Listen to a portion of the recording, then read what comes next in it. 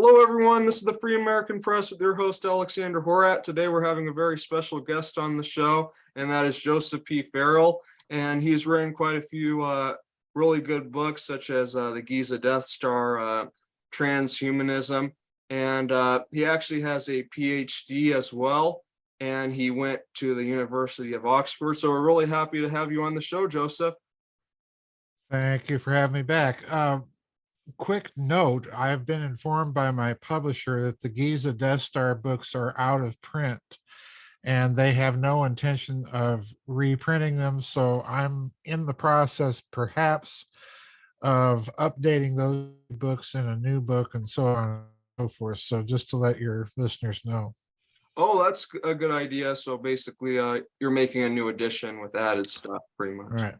Okay, cool. So I wanted to ask you a little bit about some recent events that we've been seeing happening. So we just saw the destruction of the Georgia Guidestones, and it seems like a lot of weird things have been happening, around this time. We saw Boris Johnson, he resigned, and we also saw the assassination of a pretty important Japanese leader all around the time of this happening. So I just kind of want to get your thoughts on, who do you think blew up this the Georgia Guidestones, and kind of your thoughts on what it says to basically put the population down to 500 million. So I just wanted to get your thoughts.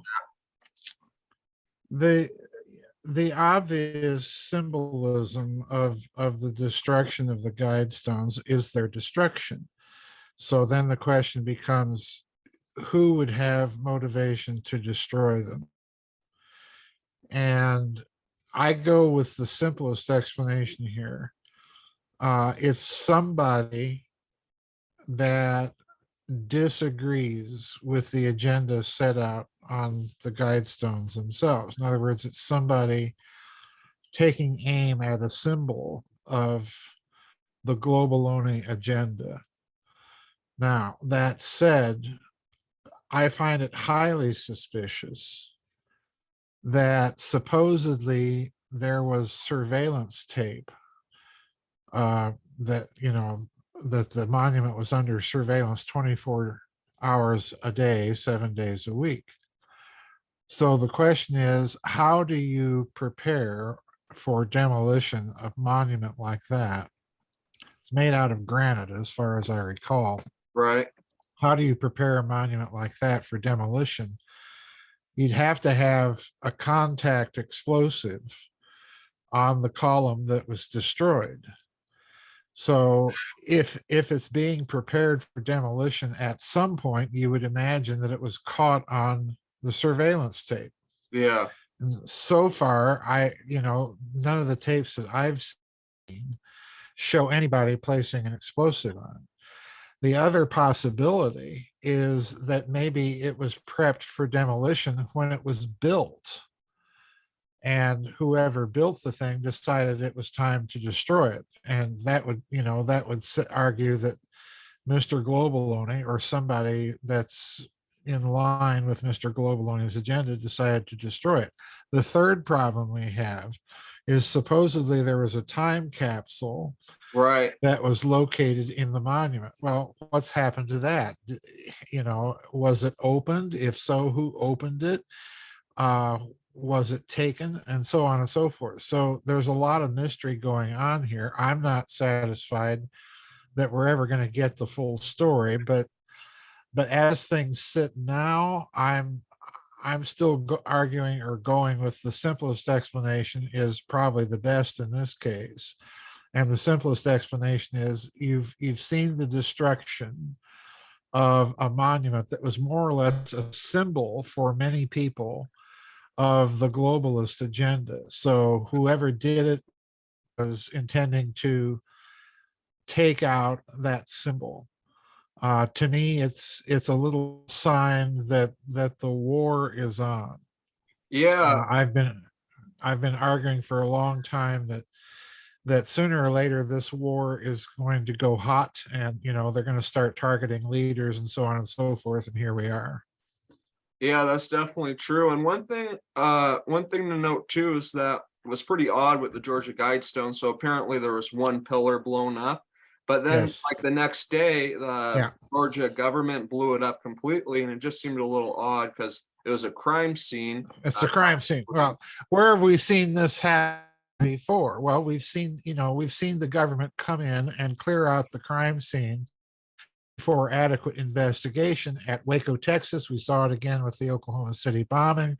We saw it again at 9/11. So, um, we're dealing with a very, very corrupt, out of control government when it comes in and destroys crime scenes and doesn't allow the full story to get out. So, to me, it's a repeat of a pattern. And when you talk about a hot war, you're talking about the whole war with Russia. No, I'm when I'm talking about a hot war, I'm talking not only about that, about let's put it this way, a mafia war. I've been saying for about 15 years that as Mr. Globaloney gets closer and closer to the finish line of what he wants to accomplish, namely a global government, you're going to see more and more factions and assassinations and strange stuff occurring because each faction wants to be the dominant faction when the game is called. So in other words, think of The Godfather, the movie The Godfather, when you've got all of the mafia dons sitting around the table and they're all smoking their cigars and drinking their brandies with each other while their lieutenants are out on the street shooting each other.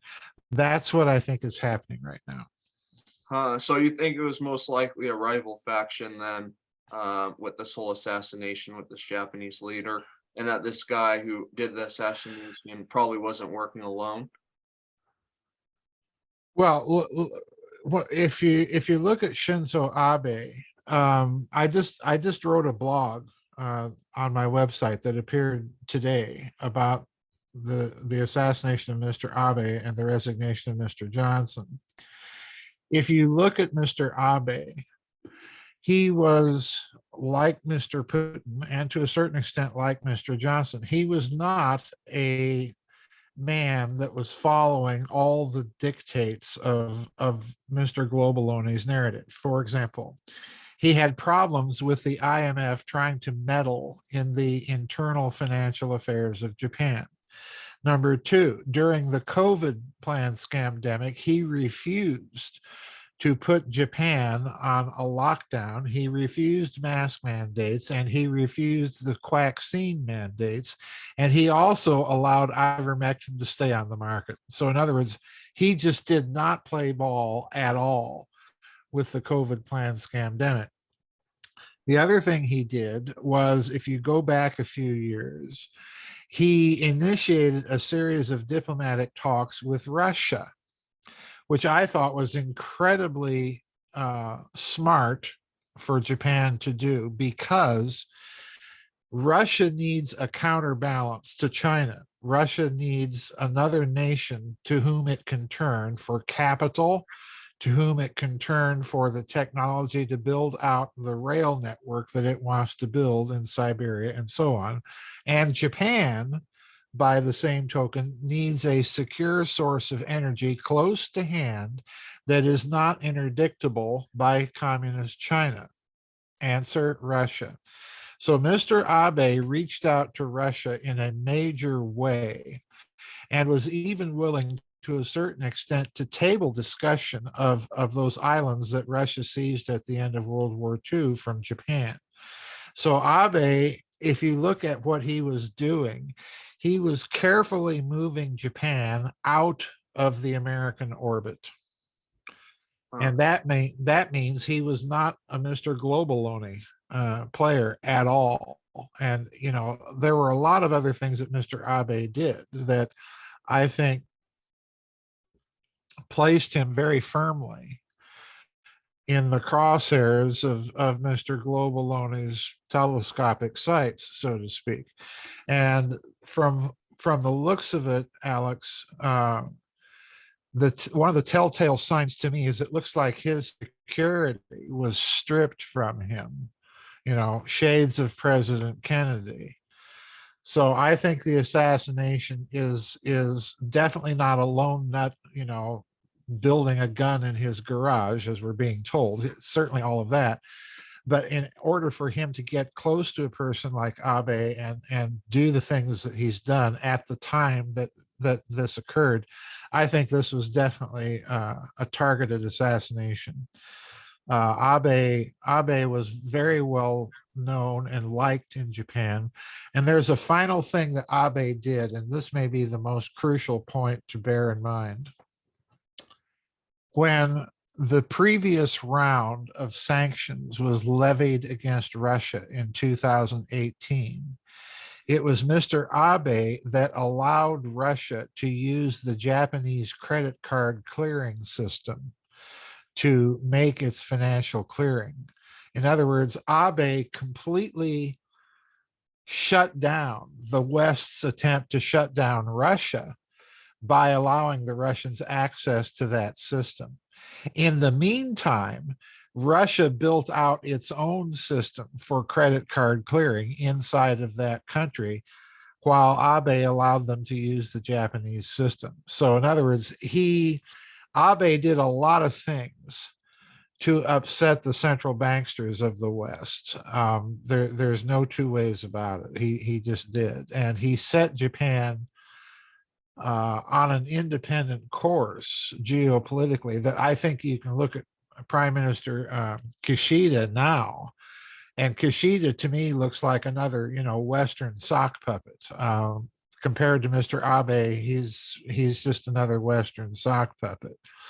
Now, he hasn't been in office that long. We'll see where he ends up.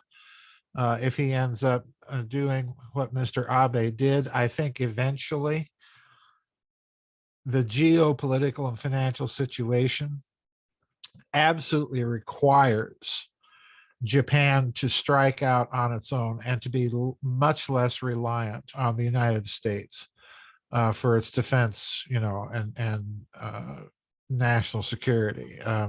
There's just no way. If I were the Japanese looking at the United States, I would see an unreliable ally. And, I think that's more or less what Mr. Abe saw, and he took the steps to start the breakup process. Yeah, one thing that I thought was a little odd, it seemed like all the leaders around the world offered their condolences, basically. And one thing too that I thought was really strange was that in China, there was some social media posts on their web platform saying, oh, it was great that he died and whatever and all this stuff, because China's a big enemy to Japan. But then the communist government over there censored and got rid of the posts. So why do you think, stuff like that? Well, I think the Chinese, there are people both in China and Japan that are arguing that it was Chinese intelligence that is responsible for Mr. Abe's murder. I don't think that's the case. For one thing, the Chinese intelligence would not be capable of stripping the security around Mr. Abe. Japanese intelligence and security is very good. Yeah. It's not talked about much, but they're very, very good. So in other words, the stripping had to come, in my opinion, from inside the West somewhere. But let's look at something else about the China story. Okay. And that is Mr. Abe was also very clear, as was his successor, Mr. Kishida. But Mr. Abe was also very, very clear about Japan's role and duty to protect Taiwan against the threat of a Chinese mainland invasion of that country. As I pointed out in my blog today, the Chinese that fought the Japanese the hardest during World War II were not the communists under Mao. It was the nationalist Chinese under Chiang Kai-shek. It was the Kuomintang that fought Japan. So for mainland China to get involved in that and to raise all of that, historical distraction and so on and so forth, I think would have been suicidal. If that were the case, the only thing that a Chinese involvement would do would be to cement Japan on Mr. Abe's path even more dramatically. So I just don't see the Chinese government being involved in something like that. The fact that Beijing shut down the story so quickly tells me that they're very sensitive to this and to that, that wild possibility getting out of hand, and they want to shut that story down. And again, I don't blame them. So that's why they didn't want those posts Right. that those people made. Okay. Right. So looking into some other big issue that has happened, really interesting. We touched on it a little bit, but I wanted to get a little bit more in depth. So we saw Boris Johnson, he resigned. So I just wanted to get your thoughts on that, why he did it, and what's basically going to happen to England because of this. Well, you know that I knew Prime Minister Johnson when I was at Oxford. Oh, you did? He was, oh yeah, he was quite active in the Oxford Union Society, politically active at the time. So I was acquainted with him. Let's put it this way. Mr. Johnson is the third Tory party leader and the third Tory party prime minister to resign in the space of 6 years. Okay. Wow. Yeah. So let's turn back the clock. David Cameron was the first of these modern Tory prime ministers that resigned. Mr. Cameron resigned as leader of the Tory party and therefore as prime minister because he did not want Great Britain to leave the European Union. He was not in favor of Brexit. The referendum occurred and he was absolutely shellacked and accordingly resigned. So they held another election.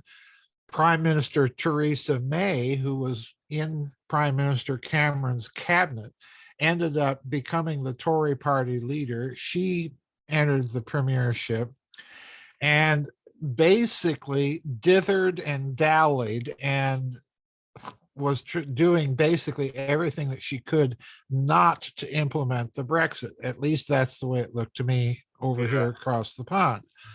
What happened with her was, again, she was forced out of the leadership of the Tory party, I think primarily because she was dithering and dallying and not getting the Brexit done. Okay. Right. So now in comes Boris Johnson as the new leader of the Tory party, and he does an interesting thing. He himself initially does not look or appear to be too on board with the COVID plan scamdemic narrative, and he's trying to get the Brexit done. Okay, now you may disagree with some of the details of how he wanted to get it done, and certainly there were people in Great Britain that were disagreeing with some of the details, but at least he was attempting to do it. Okay. Then the next thing, lo and behold, we hear is that Boris Johnson himself supposedly comes down with COVID. And then this series of scandals starts to circulate around his cabinet members and ultimately leads to him. And the scandals are of such a nature that it appears Mr. Johnson not only circumvented or kept himself and his cabinet out of the regulations he was requiring for the rest of the country, he then went on to lie about it. Okay, now,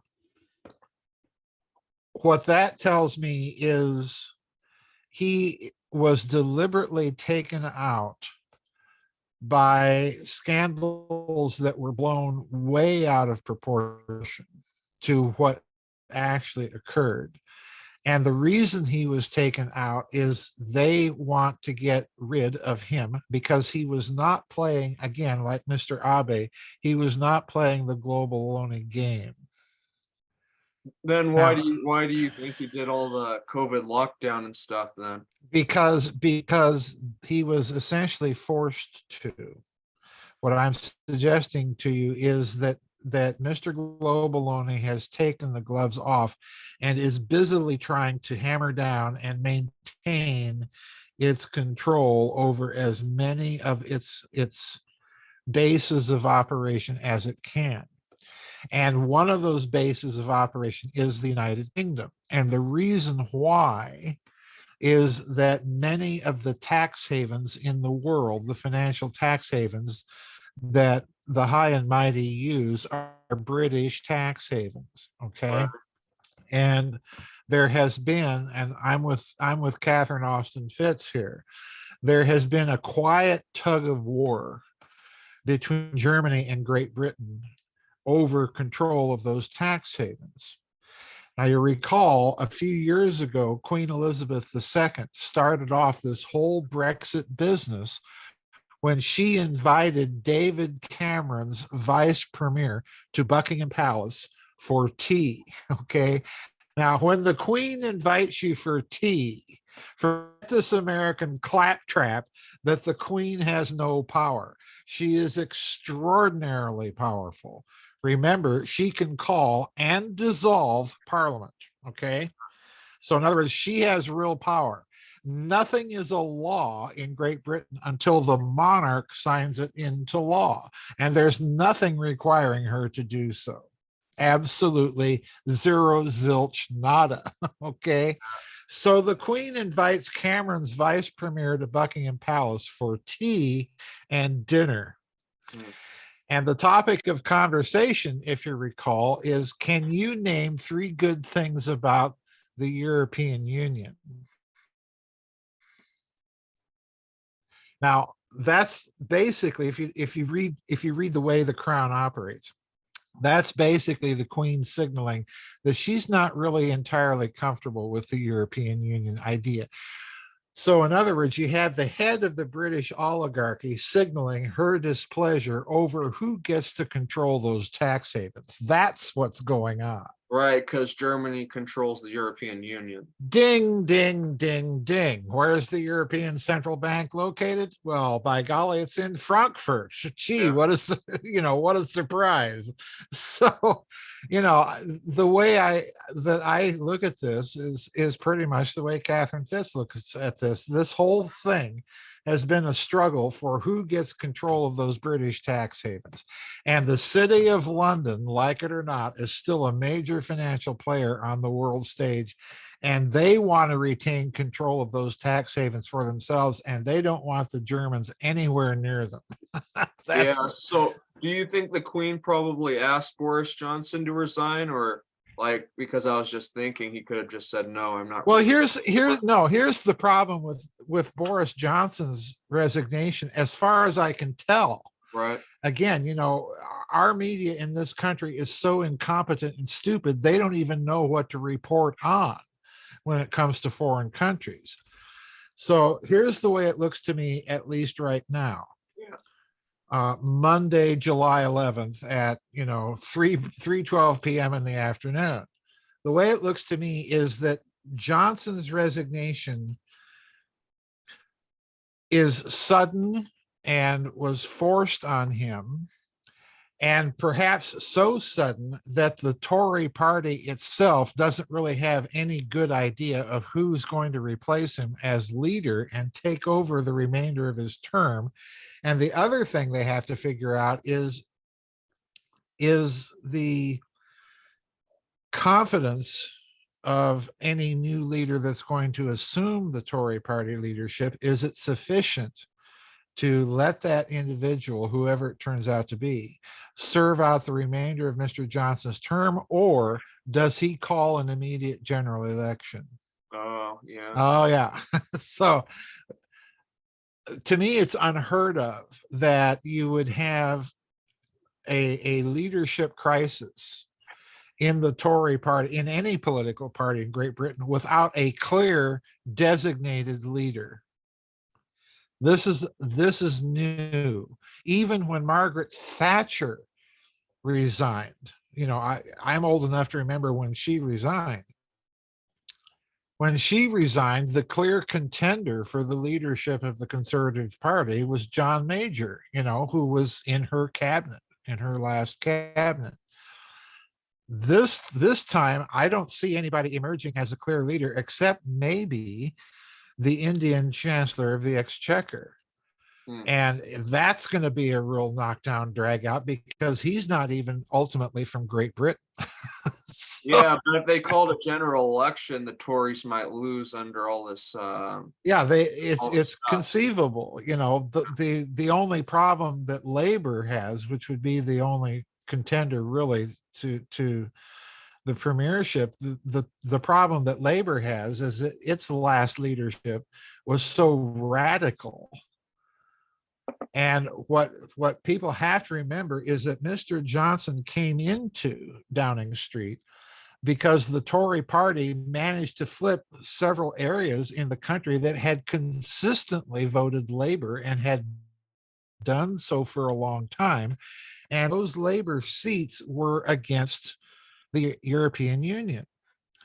So in other words, the whole European Union Brexit thing is still at the center of what's happening in Great Britain. That's the key here.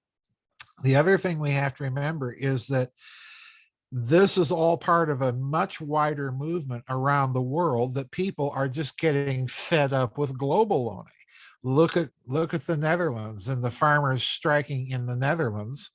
Look at the last parliamentary election in France, where Macron lost his majority to of all people Marine Le Pen.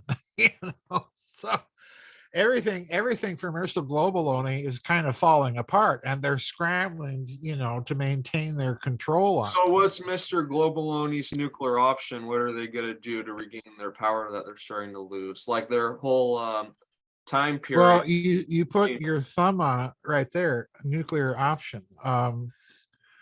There's no doubt in my mind, Alex, that Mr. Globaloni is behind the engineering of this ridiculous war in the Ukraine, that the Ukraine cannot win. It's, the Ukrainian army is an army that is trained largely by the United States and Germany. So in other words, the army, which has been trained with NATO and American weapons and doctrine, is losing to the Russians big time. Yeah, there's no other way to put it.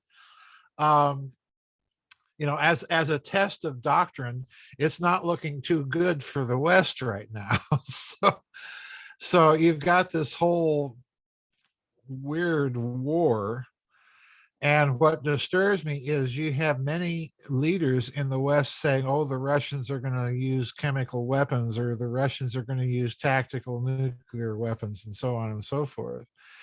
And what it looks like to me is what they're doing is they're preparing a narrative, or prepping a narrative for some sort of false flag event to try and drag this war out and make it spread and in a variety of unpleasant ways. And the fact that they're saying that Russia would use tactical nuclear weapons, which Russia has no need to do. This is my point. They have no military need to do it.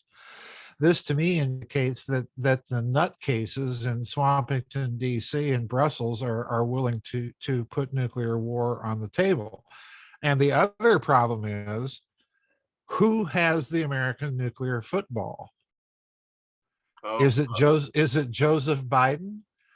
Well, I'll tell you, to be quite blunt, probably not. I mean, the man is a venal, corrupt, senile, doddering, dithering nutcase that I wouldn't want anywhere near the nuclear button, quite frankly. And quite frankly, I wouldn't want the woke generals in the pentagram anywhere near the nuclear button either. Yeah. So, who's got it? And this is a factor that's got to be weighing, just as heavily on the people in Moscow making the decisions as it is on us.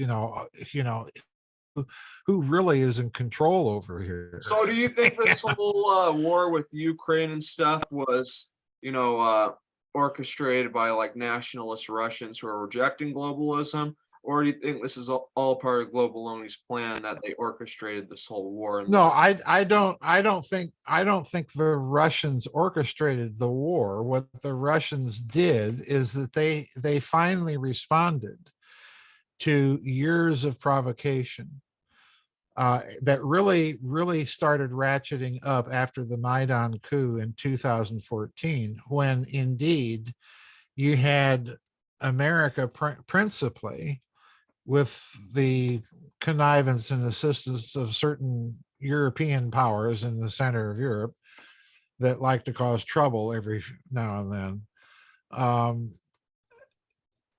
They were responding to Western provocation.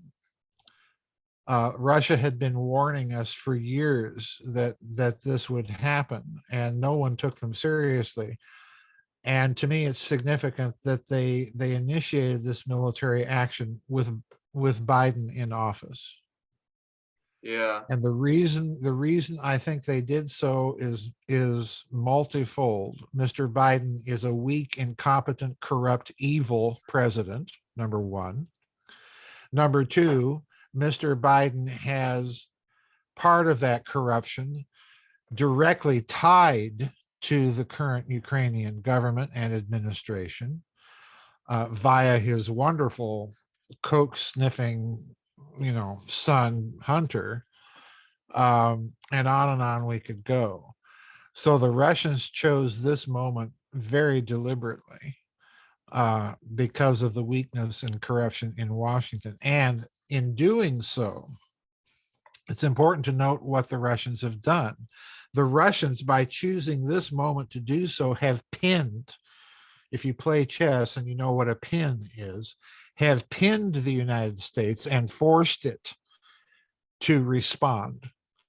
Because Mr. Biden's interests in the Ukraine and in all of that corruption are personal. Yeah. They're personal. So it's almost as if, to a certain extent, they have blackmailed him into being committed to the Ukrainian government. And I think the Russians are going to play this out to the end. Mr. Biden's flying all over the world trying to, scrambling to try and keep our allies together, and he's going to fail. He's going to fail. Yeah. And and I think you're right. I think there is a big push, against the whole UN agenda, like in the Netherlands we saw. Yep. And that actually brings me to what I was talking to you a little bit earlier, is this whole United Nations climate action plan. So that's basically what they were doing in the Netherlands, saying you can't have cows because they fart, you can't have people, you can't have people because they're producing too much emissions too. Yeah, we fart too, Yeah. Yeah. And one thing I noticed, at least where I live, they're actively pushing in our county for a climate action plan to basically transition to 100% clean energy. So that means no oil, no gasoline, you can't drive. And we live in a rural area, so it's really going to drive people to the cities where they might be able to implement this whole plan, which I kind of doubt. So what do you think are some things we can do locally and, on the state level, national level too, to basically stop this climate action planning that we're seeing in the Netherlands and, locally as well? We're in a war. We're in a war. Mr. Globaloni does not care 2 cents about you or me or our families or our friends, or does not care. And sooner or later, we're going to have to take action like the Dutch farmers have taken, or like the truckers did up in Canada. Yeah. And that action is going to have to include saying no to the extent that the government is forced to use force. We've just seen this happen in the Netherlands. They are going to try and push through this nutty agenda no matter what. Now, in saying no, what I'm suggesting people have to start doing, particularly with things like our food supply, is to make sure that, number one, you and your family have an adequate prolonged food supply in case of emergency. And number two, and this is the more important aspect of it, start building out with deliberate intention your local food supply chains. And to the extent that you can, don't buy from big companies like Walmart or Costco or Sam's Club. Don't rely on them for your food. Start relying on your local supermarket chains, your local farmers, your local produce growers, and so on. If you have farmers markets, absolutely start doing that. I just saw a guy, and I wish I'd stopped the other day here where I live, selling honey. You know, he had a little truck, his pickup truck, and he had a little sign up, local honey. And Yeah. I'd wished that, I wished that I'd stopped to buy some. I didn't have any cash with me, but I wish that I'd stopped to buy some because, number one, I like honey. And number two, local honey helps allergies. Just little stuff like that we need to start doing. Yeah, I definitely agree. And is there anything else you'd like to add, Joseph? For some reason on the video it's saying that we only have a certain amount to talk now, and I never saw that before. I don't know if you have, if that's what that means. I'm seeing less than 1 minute on mine. Yeah, I don't know exactly what that means. I haven't seen that before on Zoom. Have I you? haven't either. Yeah, well, we'll see if it stops, but would you like to tell people a little bit about your website? Well, people, my website is Giza Death Star, www.gizadeathstar.com. You've got it up here on your screen share. Yeah, and there's that blog, The Week of the Two Prime Ministers. That's where I do most of my online